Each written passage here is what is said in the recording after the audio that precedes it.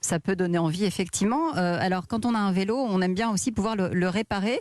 Je vous propose de rejoindre Corinne Verdier. Bonjour. Bonjour. Merci d'être avec nous. Vous êtes la cofondatrice et présidente d'Altinova.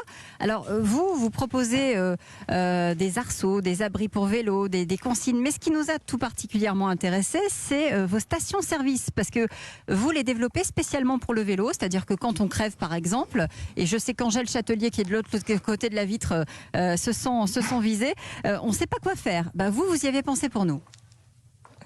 Exactement. Alors effectivement, on a développé des stations en fait qui permettent d'apporter un service aux cyclistes sur leurs itinéraires, avec des stations de gonflage, de réparation, voire même de lavage de vélos en libre service.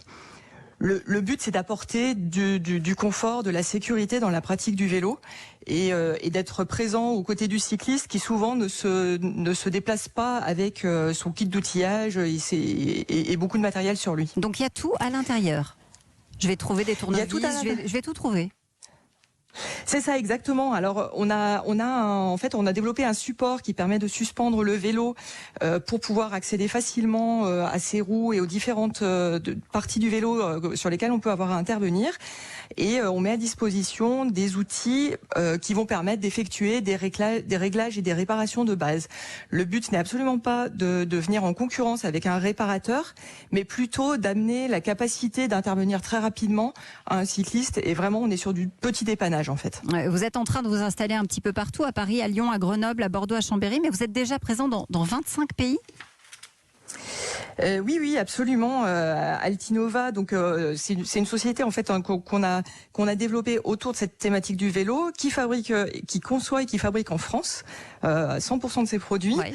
Et néanmoins sur les stations de service pour cyclistes, c'est une création de notre part. Hein, c'est un concept qui n'existait nulle part au monde, ce qui nous a permis en fait un développement national, mais aussi un développement dans 25 pays, dont notamment quasiment tous les pays d'Europe.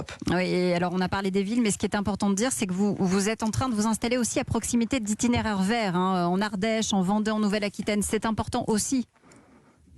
Tout à fait. Aujourd'hui, le vélo, c'est la mobilité, c'est le loisir. Enfin, on le retrouve en fait dans différents pans de la vie du quotidien.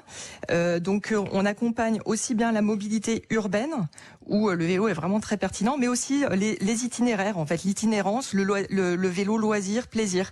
Donc, ça peut être aussi bien sur des volets de type cyclotourisme, la balade, la promenade en famille, etc., que sur des aspects plus sportifs comme la pratique du VTT, où là, par exemple, les stations de lavage sont tout à fait pertinentes à la fin d'une bonne sortie boueuse.